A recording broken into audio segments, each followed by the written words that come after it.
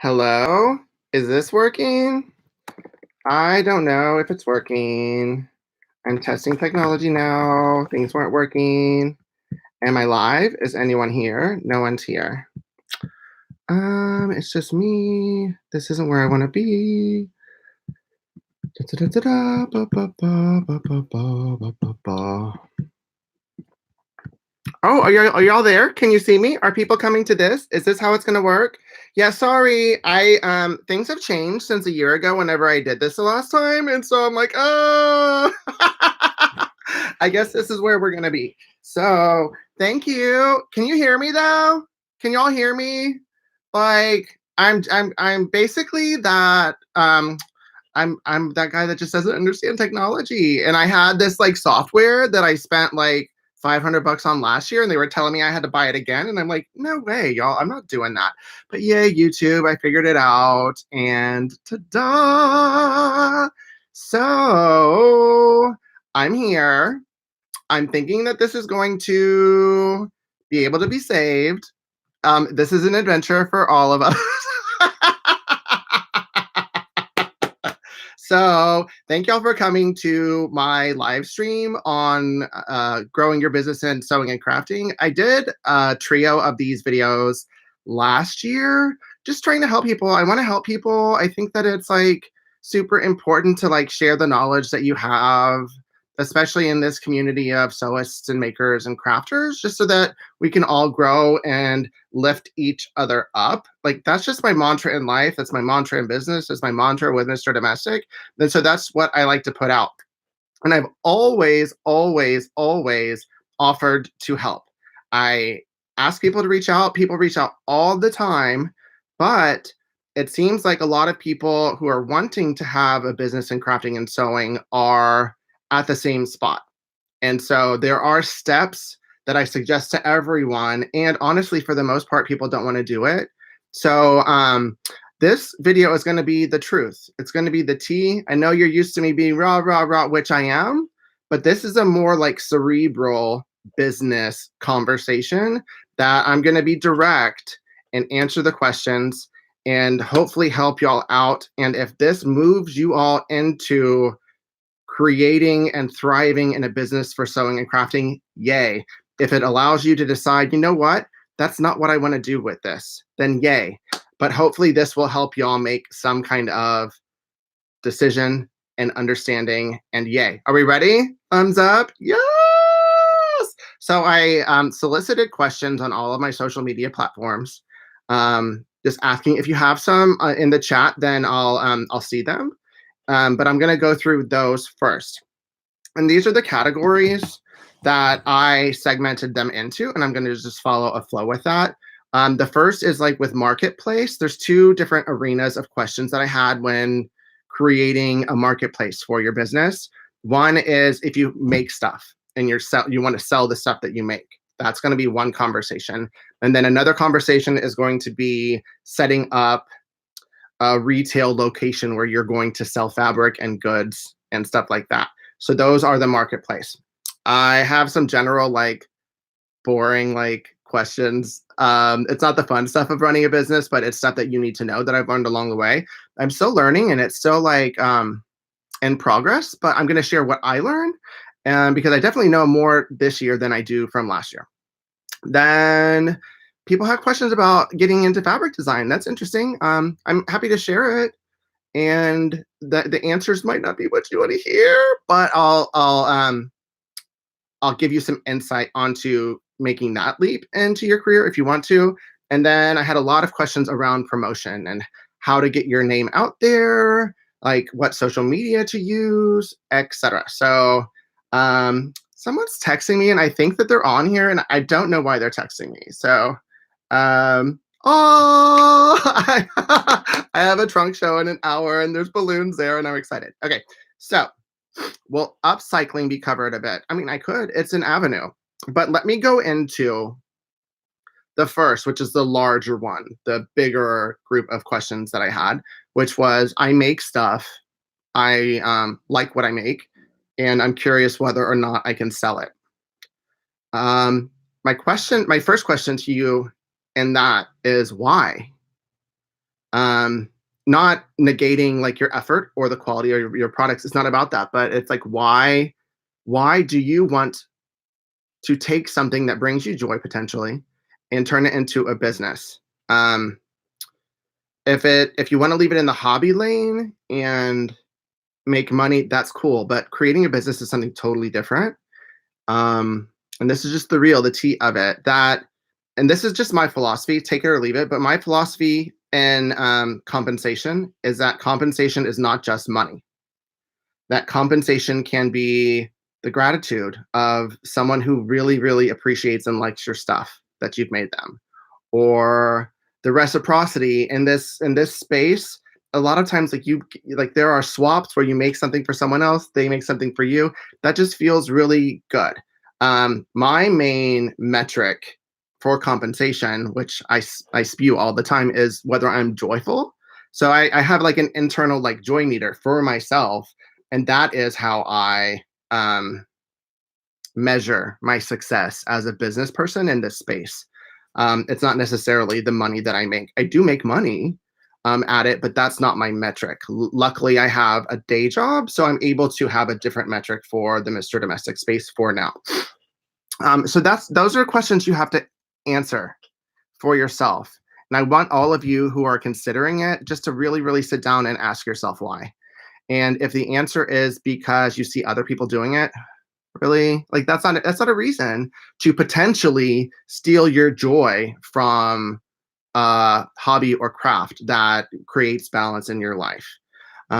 If you are at a place where you need to make money, absolutely, I get it. And that's how I'm going to answer the questions now. So, how do you know if something is good enough? That was a question I got. Well, I mean, if people want to buy it, that's how you know if it's good enough. I mean, generally, people aren't looking for perfection when it comes to handmade goods. They're just not. It's a different aesthetic. And the only way to test it out is to, I mean, start on Etsy. Etsy is a great place to start, but you can't just put your stuff on Etsy and then hope someone's going to buy it. You need to send the information of your Etsy store out there, and that's going to be in the promotion section. But Etsy's a great place. They have protections in place. They have insurance. They have like buyer and seller stuff. Like it's really good market space still, I believe, to begin that journey. And selling stuff you make, do you need a professional machine? Someone asked me that. No, the first like 3 years of me sewing, and I was selling stuff at the time, I used like the entry level Brother machine. I think it was $150. I got it on Amazon, and it was awesome. I mean, people didn't know that it was. I don't know what a professional machine is really. I mean, I have Alfonso. He's like $1,000 machine, but it's because he has embroidery and stuff in it.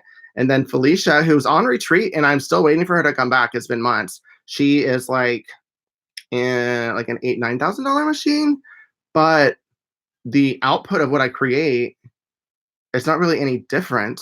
What's different is the amount of time that it takes me. Just because Felicia sews, she has more bells and whistles, so it makes it easier for me to sew. So that would decrease your time, but the output, it doesn't matter what you're sewing on. You can hand sew something and it's super duper awesome. How do you price your work? This is a question that I've answered before, but it's also a question I got from a lot of people out there. So there's a formula, and this is why it's like, just so you'll know, I don't sell stuff I make. I've tried, it didn't bring me joy, and I could never value my time the way that it should be valued. Whereas there are other revenue streams out there where I'm able to get the value of my time. And that's what you have to decide for yourself. Starting out, you might want to value your time. And this is outside of goods. You have to at least cover the goods, right, of what you make.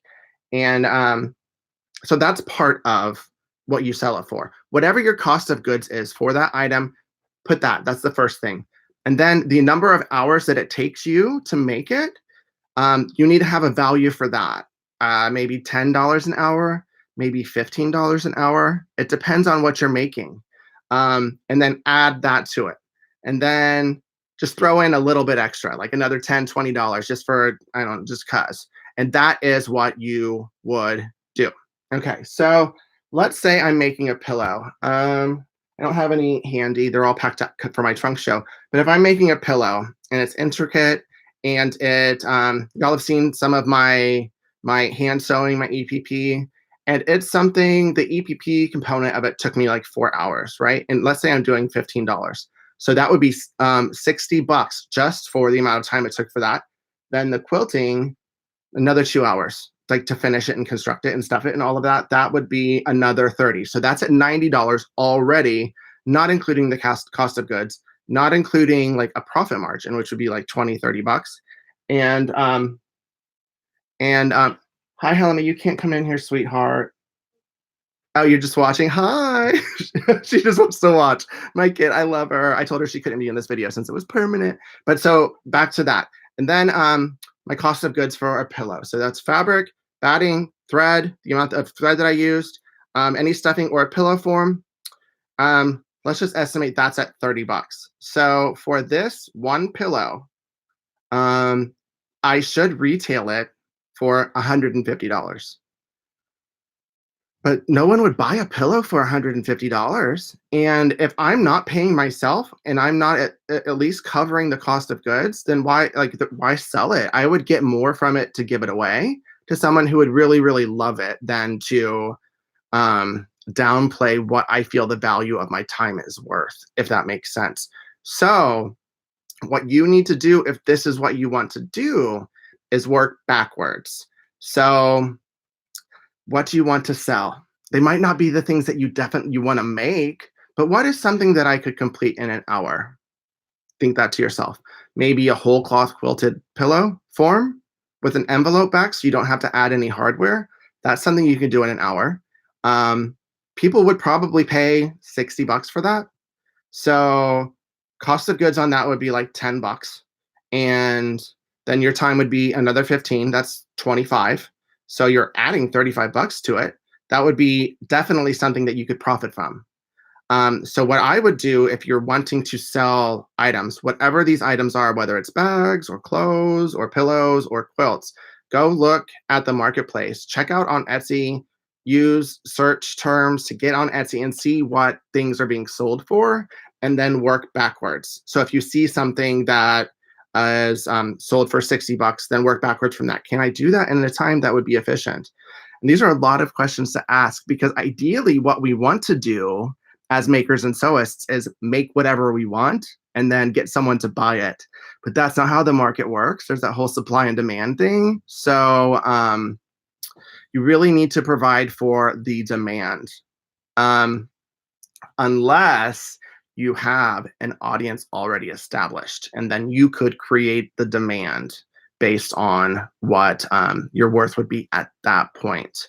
So this is a long answer for a simple question, but I really need y'all to think about this. So if you're at a space where you need to generate revenue and you want to sell stuff, make it the easiest stuff. One thing that I used to sell, which was great, I sold a bunch of them, were like grow with me pants, which if you're a parent and you have like a toddler or like a baby and you don't know grow with me pants, or like pants with pantaloons, I used to make those. It took me like 30 minutes to make them. Like it didn't take much fabric. I sold them for like 18, $20. I could crank them out really fast. I just found an item. So find something that you wouldn't want to like, that wouldn't like totally make you not want to sew ever again, and then sell those. So hopefully that answered the question and gave you some insight. If anyone needs specific additional insight, then just put it in the comments or reach out to me after. It's totally cool. Someone asked about retail versus wholesale pricing. Oh, wow. Like in this vein, like, I mean, generally wholesale is like 60% of what retail is because they're a middleman. And then when you go to distributor, you knock it off, it goes down to maybe 50%. But if that's with goods, like if you have like an army of people who are willing to like make stuff for you, and if you're at that point where you have that, then that's the difference in price. But a lot of times the wholesalers will already have that set, like Checkers or Brewers. They have an expectation of what they're going to pay of the MSRP of your thing. So oh, see, yeah, okay, great question. Is how do you deal with public not wanting to pay what product is worth? I don't sell it. That's how I deal with it. But don't ever shortchange yourself, because if you shortchange yourself, then people are going to expect to be able to buy that quality at that low, and you're just going to end up frustrated and not make any money. So that's oh wow. I have a gender programmed question, which is sewing not for women? Um yeah, no. No, we as humans on this planet can do anything that we want to do. And gender programming is a concept. And this world has been super duper awesome and inviting and has uplifted me as a male. But gender absolutely doesn't matter. And I'm not sure what country you're from, Bowstring, but it might be different where you are, like socially. But in America, where I live, no, that's not. That is what kept me from getting into it for the longest time, was that misconception that I wasn't able to. But I've got nothing but love and support. So, oh, what a lovely question, Bowstring. I'm not going to answer your questions anymore because you're getting me off task. I have a kid and I'm married, if you need to know that. But boo, troll. So, I addressed this. It was deciding what to sell, personal aesthetic. Then, once again, if you can find something that would take the amount of time that you want, don't engage with that fella in the comments, y'all. It's not worth it. Just focus here. If you can find something that will fit that formula, that fits into your aesthetic, then go for it. But once again, it's not necessarily about what you want to create. It's about what people want to buy. Oh, Jonah, it's fine. I get it all the time. Like, whatever, no sweat. So that's all for that market space and that. The other side of the market space is setting up shop. Like if you want to have a brick and mortar versus online options. And this is where I'm going to be true to you. And if you want to create a fabric shop, then you need to understand that we are in the social media age. We are in the age of internet. This is just my opinion, folks. It is really, really, really hard to create let me see real quick. Boom, I'm going to do something real quick. I'm hiding that user. I think it worked. Yay, so he's not going to be on there anymore. It's really, really hard to start a business. And if it's a brick and mortar one, unless you have a plan, unless you have a value proposition outside of just selling fabric, you're going to need to put in a lot of work for it, because left and right shops are closing down. I'm not in their business, so I don't know, but from what I see, I would assume it's because they didn't quickly enough make the transition into understanding how the market has changed. And the sewing and quilting market has changed super duper fast to go from where folks generally go to buy stuff in person to where a lot of shopping is done online. I would highly suggest like a hybrid model if you're able to. And then if not, just sell slow. I know some people who have started online and then done a brick and mortar. I would suggest that. Unless there's something already in existence that's cheap. And just find something, like find a designer that's hot out there, maybe buy some of theirs. You will need like a reseller ID and all that kind of jazz to create it. But that's a hard question. I don't quite have an answer because I don't have one myself, but I've been considering it and thinking about it. That's why this is where I've landed with it. But I would, if you're interested in maybe building a brick and mortar or selling fabric online, I would reach out to a business that either has been doing it a while and it has survived, or someone who has just started out. And they would probably give you answers. Everyone's super generous. You're going to have to be vulnerable if you want a business anyway. So I would do that. Let me see if there are any questions here. Found a place that sells maker goods, but the charge for rental space and buy products at wholesale. Is this normal? I don't know. I don't have the answer for that, Kat. That's a good question. Hopefully someone can answer that. How did I get started in pattern making? I love math though. So math is fun for me. I use Illustrator for my patterns and stuff, and so it's super easy. But that's how I got into it. Really, folks, this is my advice on anything that you want to jump into, whether it's sewing and crafting or life or anything in general. If it's something you want to do, don't let these questions be your barrier to getting started. Jump in, feet first, get into it, because you don't know what questions you need to ask until you get into it. And the questions that you're asking right now aren't the important questions. So if you are sitting around wondering, asking questions, hoping to get like the magic answer here, my magic answer is to do it. Jump in, get started. Expect to fail, expect to learn, expect for it to be hard, expect to have to hustle. Then if you're not okay with that, then don't create a business, just have fun with it. So hopefully that made sense. And that's all of the market space questions. Let me look in here if I have any questions. I'll get into the technology questions when I get into videos and promoting. So there's just a couple questions on fabric design, but let me answer these. Resources, fabric design. I use Illustrator for a lot of my stuff, and I just draw right in Illustrator. There are tools within Illustrator to where you can draw like on a pad or paper or paint and then import it and then turn it into a digital file. I've used Procreate on my iPad. I've used AstroPad, which is something that essentially turns the Illustrator on your computer into something you can use on your iPad. Those are three that I use a lot for fabric design. And if you're interested in that, I would just start sketching, start drawing, and see if you can come up with concepts. And don't rush it. It takes a long, long, long, long, long, long, long time to get into it. And how I got into it, it just happened. Another person to hide. So if how I got into it was, it just happened. And how I became, I mean, it didn't just happen. There was a lot of work that went into it, but it wasn't something that I thought was going to happen. But why it was able to happen was I created the space for it. And I had a clear mission and vision and goals and objectives for Mr. Domestic. And those objectives got me to where fabric design was a natural thing. And do those other things, like, right? I hate to say this.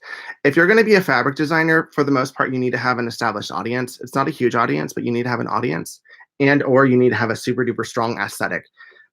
This is where I'm going to be real. Just because you can make a pattern doesn't mean that you're necessarily going to be able to partner with a manufacturer of fabric. If you want to start and you have like an awesome design, then there are spaces online where you can sell it. Like I know Society 6 has stuff. Just Google.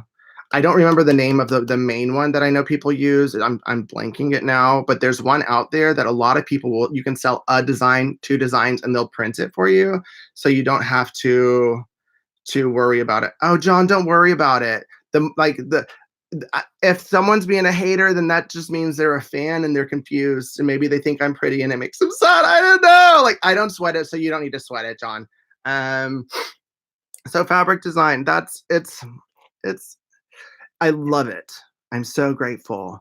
My story is just a little different because I was the ambassador for Art Gallery Fabrics for a couple years, and my output is super high, so I was able to understand what made a good print by working with the excellent designers there. And then I'm able to learn super quick. And I already knew Illustrator and a lot of the technology to where I could try and just see, one, if it brought me joy, and if I was good. I had no idea. I'd never done it before.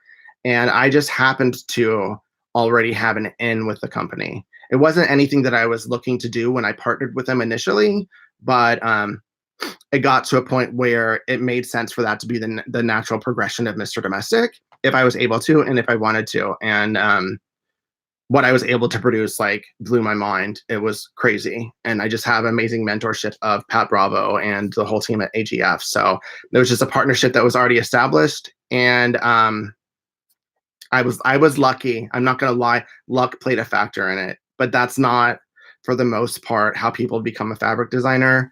Um, you need to create portfolio of at least like 3 or 4 super duper strong collections of 20 different prints and understand color before you even approach a fabric company. That might not be the answer because I know a lot of you have amazing designs. People like send me, what do you think of this? What do you think of this? This is what I'm doing. But if you want to, there are resources out there for you to learn. Spoonflower, spoonflower. That's it. Thank y'all. Sorry, folks. I'm not really looking at the comments because the trolls were kind of distracting me. I just don't want to have to deal with it right now. But I'm skimming them. So I saw spoonflower, and so put them on there. And then just do designs and have fun and love your life. And remember, once again, you don't have to sell unless you have to. You don't have to. Oh my God! Why are all these people? That's what happened. Okay, so I'm gonna answer a question. I'm gonna answer a question out of this question. Rita now asked me this question, and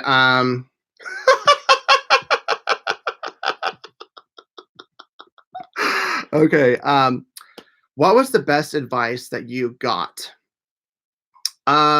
The best advice that I got is what's occurring right now in the chats. It's that's an example of it.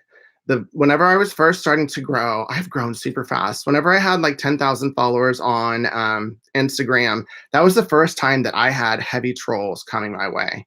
And I was trying to engage because I wanted to know where they were coming from. I had a conversation. By the end of the day, I was like ugly crying in the bathroom, not understanding. And my husband was like, "What's going on with you? Like, you don't know these people. Let it go." That was my first time experiencing hate on the internet, and that was the last time that I let it affect me. The advice that I got from Pat Bravo, because this is how there have been times where I've gotten caught up and engaged and let it like impact my emotions. Um, that it's going to happen more. The bigger I get, the more it's going to happen, and just not to let it get under my skin. That these are just people that either are jealous and want what you have, or for whatever reason something is going really poorly in their life that they need to misdirect it to someone that is a stranger to them.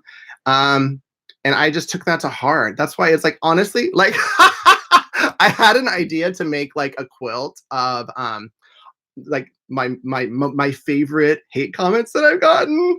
And to do like a text quilt, I thought that would be super cute.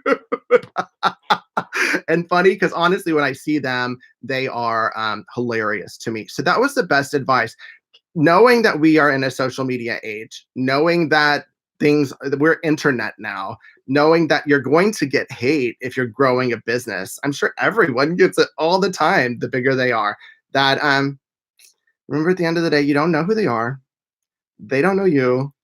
It doesn't really matter. You probably have like a system around you of support and love. And if you're looking for support and love unconditionally, you can come to the Mr. Domestic World because that's what I spew. And that's what everyone who is a part of my network online, they know that I don't tolerate anything other than that. So it's safe where I am. So hopefully I've noticed other people have taken that and like built it. But that's some off advice that anyone who's on the internet should listen to. And it was the best advice that I got from one, my husband, and then two, Pat Bravo.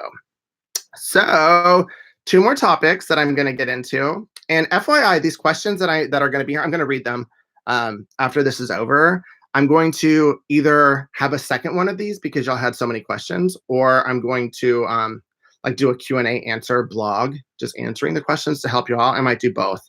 But it seems like from the interest here that I'm probably going to do a second one. But general. So Yeah, this year I've made some money moves. And Mr. Domestic became an LLC. I got my reseller ID. It was the first year that I had a significant income that I had to do taxes. And luckily, my tax lady was able to do it that I already had because I was like, ah. But honestly, the tax situation is what keeps me from selling more. And I know one day I'm going to have to like learn that. So I can't like tell you about taxes, but it's something you need to do once you get to that point. I didn't start out with an LLC.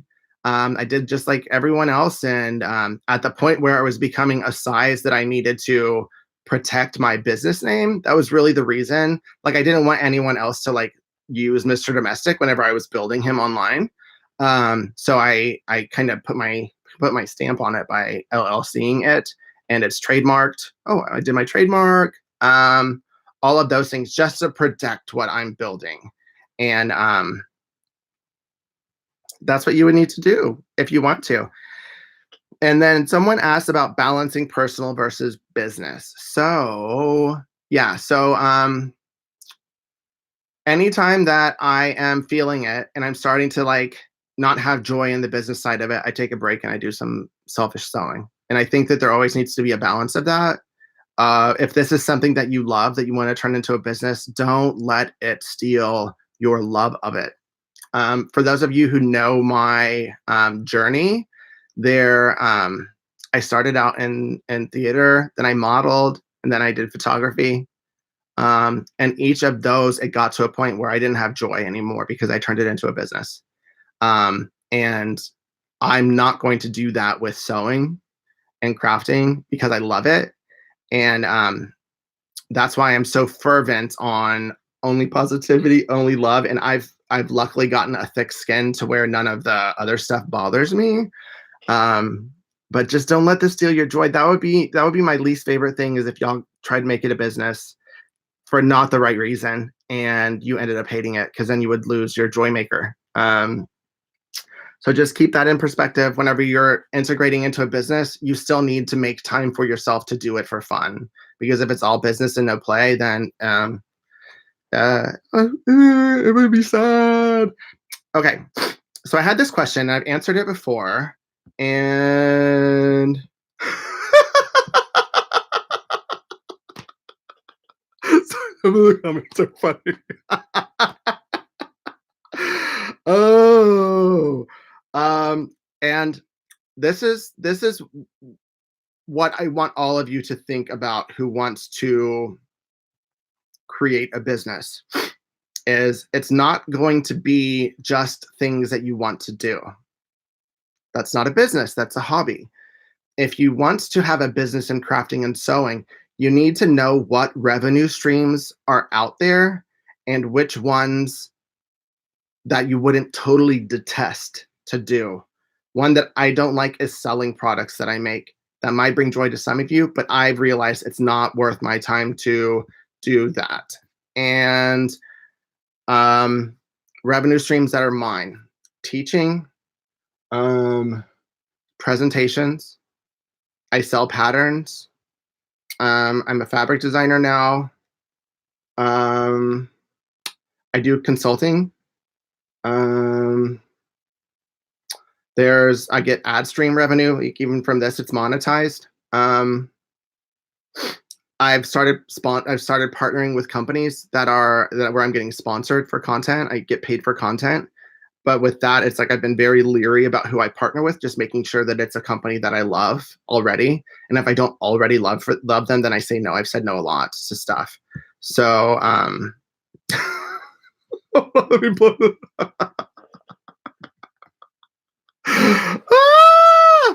And those are my revenue streams, and I love all of them. So I would look at those, see how other people are also making money. Like, I know, and I love my day job, so I don't ever see me leaving it. But if I ever wanted to like leave it, then I know that a lot of traveling would be involved. To make this like a big money maker, then I would have to do that. You can't do it just from home. So just explore what all of those revenue streams are out there and try them all, because you might find out that you love them and you didn't know because you thought that you would hate them. And also, just in that, you need to um, know that you're going to be uncomfortable. Like this, I was trained on camera and stuff, but it still makes me super uncomfortable. Um, Presenting, it still makes me super uncomfortable. Um, I'm a total introvert, and like, you wouldn't know that from my personality. I'm an outgoing introvert. I figured out how to do it, but it's super duper exhausting. Like, people always ask me if I'm going to market. I'm not. I can't. Like, for my spirit, I can't. It takes too much out of me to do that. And if I'm not making money, then it's like, why am I going to go? Um, but you just need to know your limitations. And um, oh, really? Thank you, Stormy fam. Oh my god. Really? Wow, I have officially made it if someone did that. Okay. Promotion. That's going to be the final topic, and then I got to close it out because I got to head over to my trunk show. And someone asked about making contacts, and absolutely, you need to reach out. Um, Even when I first started out, whenever I didn't have like people who followed me, I don't think I've ever been told no whenever I reached out to someone, either for advice or information, or like to partner for them to send me stuff. And you're going to have to make relationships, and you can do it online, and Instagram's great for that because you have a direct contact to the company, and they're not so large to where they wouldn't check their DMs.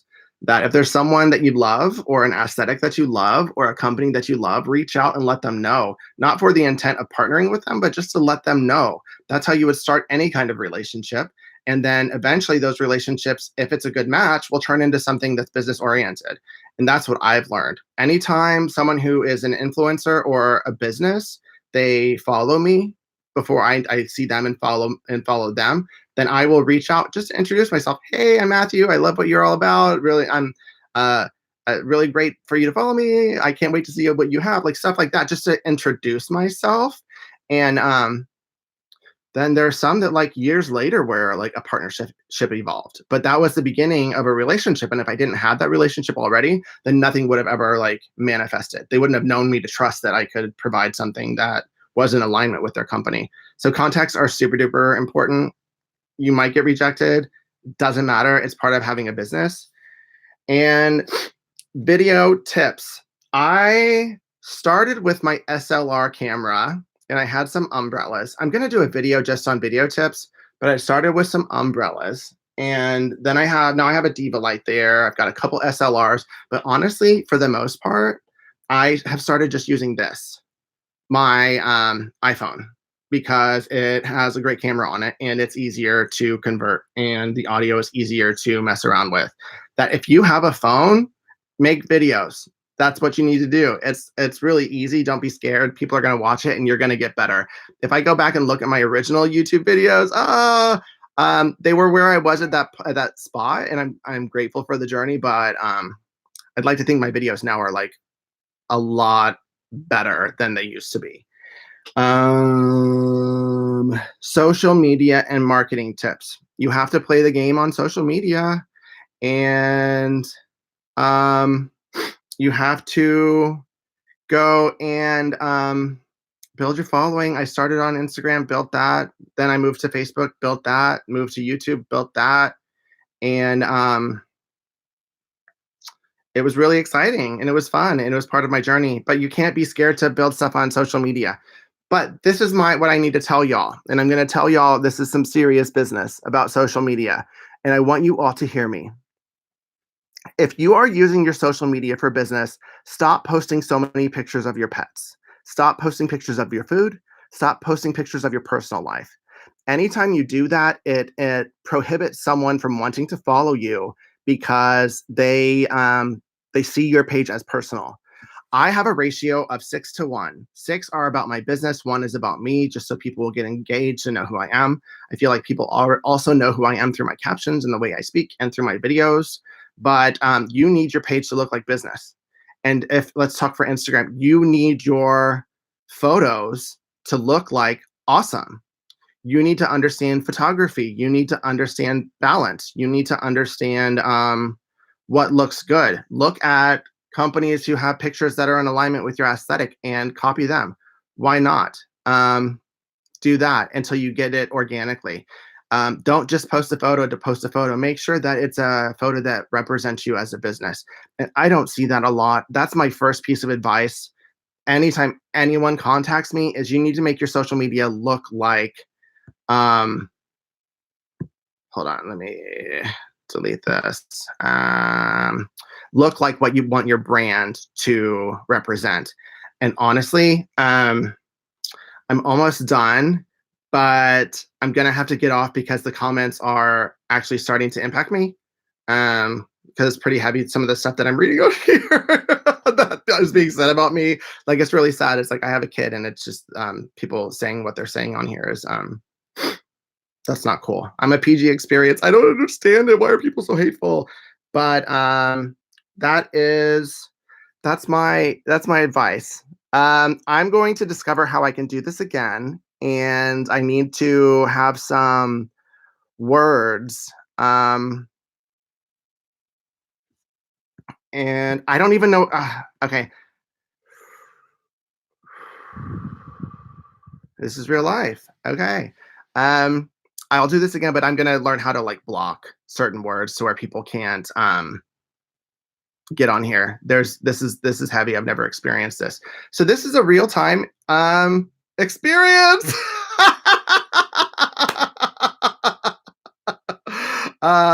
In real time. That's I'm gonna keep on the internet so people see this and learn from this. That even here, and I'm gonna close out with this, even here, what's occurring in the chat and what people are saying. Oh, I know that people I need moderators. I'm at a point where I clearly need that. And